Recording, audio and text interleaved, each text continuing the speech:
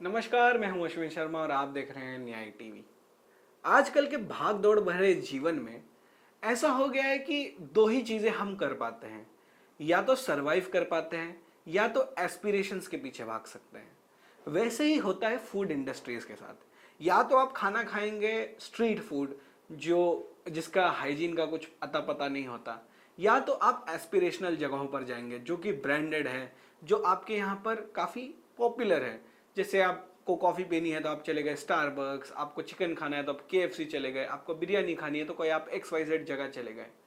पर अगर ऐसा हो कि आपके फेवरेट रेस्टोरेंट्स ही आपको मूर्ख बनाने लगे और आपकी सेहत के साथ खिलवाड़ करने लगे, तो क्या होगा? लेकिन ऐसा हो रहा है, क्योंकि पॉपुलर रेस्टोरेंट्स जैसे Taco Bell, Rameswaram cafe, KFC और कई और रेस्टोरेंट्स आपको मूर्ख बना रही हैं और आपके सेहत के साथ खिलवाड़ कर रही हैं। ये जितने भी रेस्टोरेंट्स के मैंने नाम बोले, ये सारे हैदराबाद के रेस्टोरेंट्स हैं जिन पर FSSAI ने रेड करी, और रेड करके पता चला कि ये रेस्टोरेंट्स सेफ्टी गाइडलाइंस को फॉलो ही नहीं कर रहे थे। सेफ्टी और हाइजीन गाइडलाइंस मैं कहना चाहूँगा। रामेश्वरम कैफे में तो ऐसा था कि उनके पास 100 किलो उड़द दाल, 10 किलो दही और 8 लीटर दूध ऐसा था जो 2 महीने पहले ही एक्सपायर हो चुका था, जिसे वो आज भी यूज कर रहे थे। आप सोचिए कि 2 महीने हो गए हैं एक्सपायर होके। हमारे यहाँ पे हम रात में बनी हुई रोटी सुबह नहीं खाते, और ये 2 महीने पुराना सामान आपको खिला रहे हैं, तो आपकी सेहत के साथ किस हद तक इम्पैक्ट होगा, ये सोचने वाली बात है। Little mistakes we have done, and I sincerely apologize for it. We follow Mr. APJ Abdul Kalam. We know we can't make a single mistake. I'll take it as a lesson. Same thing, to all my entire team, to correct each and every step to make sure that we can't go wrong anywhere. उसके बाद हैदराबाद का एक और popular restaurant है बाहुबली। वहां पर तो उनके जो फूड आइटम्स हैं उसके अंदर कीड़े पाए गए। उसके बाद उनके यहाँ पर भी सेफ्टी वायलेशंस देखे गए, जहां कोई ग्लव्स नहीं लगा रहा है, कोई हेड कैप नहीं लगा रहा है, कोई एप्रन नहीं पहन रहा है, और किसी भी इंसान का वहां पर मेडिकल सर्टिफिकेट नहीं था कि हाँ वो मेडिकली फिट है ये खाना बनाने के लिए। अगर समझिए ना कि कोई बीमार है, किसी कोई इन्फेक्शन हुआ है और वो आपका खाना बना रहा है, तो वो इन्फेक्शन तो आपको ट्रांसफर कर रहा है ना। उसके अलावा कई और रेस्टोरेंट्स जैसे Nimra cafe, KFC, Taco Bell, इन सब पर भी रेड हुई। इन टोटल 83 रेस्टोरेंट्स पर रेड हुई, जिसमें से 68 को पाया गया कि वो स्टैंडर्ड्स पर खरे नहीं उतरते। कई रेस्टोरेंट्स अपना तरफ से सफाई दे रहे हैं कि अरे नहीं, वो तो फूड सेफ्टी वालों की गलती है, हमने तो ऑलरेडी डिस्कार्ड कर दिया था।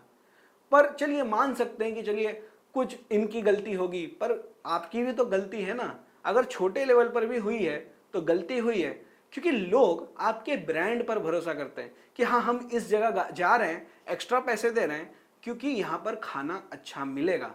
अगर मैं मैकडॉनल्ड्स जा रहा हूँ और नॉर्मल रोड साइड बर्गर नहीं खा रहा हूँ, तो ये सोच के जा रहा हूँ कि चलिए मैकडॉनल्ड्स की अच्छी क्वालिटी होगी, और उस क्वालिटी और उस एक्सपीरियंस के लिए मैं एक्स्ट्रा पे कर रहा हूँ, और इसीलिए लोग वो पैसे देते हैं। रामेश्वरम कैफे तो आप जानते ही हैं कि साउथ इंडिया का कितना बड़ा रेस्टोरेंट चेन है, और अगर वो ऐसे सेफ्टी लैप्सेस करेंगे तो लोग बाहर के खानों पर कैसे भरोसा कर पाएंगे। अभी एक रीसेंट न्यूज में मैंने आपको बताया था कि कैसे एक बच्चे ने शवरमा खाया और उसकी मृत्यु हो गई, क्योंकि जो शवरमा ओनर थे वो सड़ा हुआ मीट यूज कर रहे थे।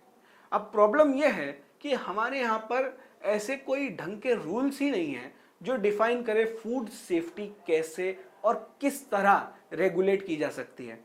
अब आप अपने इलाके के किसी भी रोड साइड वेंडर के पास चले जाइए, उसे FSSAI क्या होता है वो ही नहीं पता होगा, तो फूड सेफ्टी लाइसेंस उसके पास होगा ये तो दूर की बात है।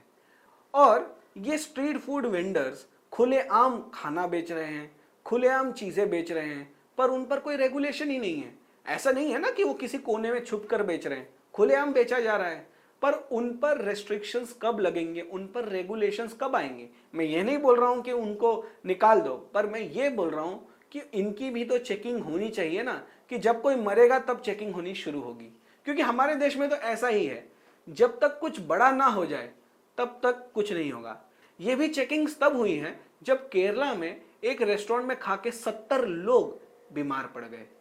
उसके बाद फूड सेफ्टी अथॉरिटीज की थोड़ी आंखें खुली और उन्होंने ये इन्वेस्टिगेशंस और रेड्स करवाई, तब जाके ये सामने आ रहा है। अब आप सोचिए 83 में से 68 रेस्टोरेंट्स गिल्टी पाए गए जिन्होंने सेफ्टी स्टैंडर्ड्स और फूड सेफ्टी स्टैंडर्ड्स को फॉलो नहीं किया। तो आप सोचिए कितना बड़ा परसेंटेज है, और ऐसे कई रेस्टोरेंट्स और होंगे जो ऐसा कर रहे हैं।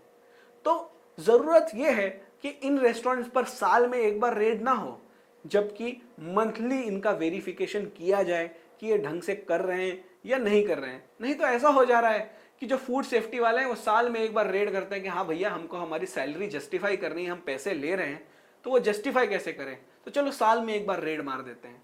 पर साल में एक बार रेड मारने से ये फूड सेफ्टी की जो प्रॉब्लम है वो हमारे देश में सॉल्व नहीं होगी। रेगुलर रेड्स, रेगुलर चेकिंग करनी काफी ज्यादा अब जरूरी होते जा रही है, क्योंकि आप फॉरेन के किसी भी यूट्यूबर को देख लीजिए और वो यही बोलेगा कि इंडिया का स्ट्रीट फूड इतना खराब है, जबकि हम अपने खाने पे हमें फक्र है और हम बोलते हैं कि दुनिया में सबसे अच्छा खाना अगर कोई है तो वो भारतीय खाना है। पर अगर ये स्ट्रीट फूड वेंडर्स, ये रेस्टोरेंट वाले हमारे ही खाने को अगर बदनाम करेंगे तो लोग तो यही इमेज बनाएंगे कि अरे इंडिया में तो सब सड़ा गला खाना मिलता है जहां पर कोई हाइजीन नहीं, कुछ नहीं है। हैदराबाद में तो अब ये भी कह दिया है रेस्टोरेंट्स को कि आपको आपके रेस्टोरेंट के बाहर हाइजीन रेटिंग डालनी होगी, जो फूड सेफ्टी ऑफ कोर्स आपको देगा। तो ये एक अच्छा मूव है, पर ये सिर्फ हैदराबाद तक ही क्यों सीमित रहे? महाराष्ट्र, दिल्ली, यूपी, ये सब जगह भी ये होना काफी जरूरी है, क्योंकि खाना एक ऐसी चीज है जो आप अवॉइड नहीं कर सकते। आप कपड़े कम लेंगे, आप घर कम लेंगे, आप गाड़ियां कम लेंगे, पर खाना तो आपको रोज खाना है ना। और आजकल की भागदौड़ भरे जिंदगी में लोगों को शायद घर पे बनाने का समय भी नहीं मिलता, तो लोग सोचते हैं रेस्टोरेंट में खा लें। या अगर आपके पास कोई स्पेशल ओकेजन होता है, कोई एनिवर्सरी हो गई या कोई प्रपोजल हो गया, कुछ भी हो गया, या एक फैमिली गेट टुगेदर भी हो गया, तो हम सोचते हैं कि चलिए एक रेस्टोरेंट में जाके एक अच्छा टाइम स्पेंड करते हैं, अच्छा खाना खाते हैं। पर क्या वही खाना खाने से जब आप बीमार पड़ जाएंगे तो वो आपका अच्छा टाइम भी बुरा टाइम बन जाएगा? और इस चीज पर ध्यान देना जरूरी है। ये वेट ना करें कि जब तक कुछ बहुत बड़ा ना हो जाए तब तक आप कुछ ना करेंगे। इस विषय पर आपकी क्या राय है ये हमें कमेंट सेक्शन में बताना बिल्कुल मत भूलिएगा। और याद रखिएगा, दिन हो या रात, हमेशा दें न्याय और सच का साथ। धन्यवाद।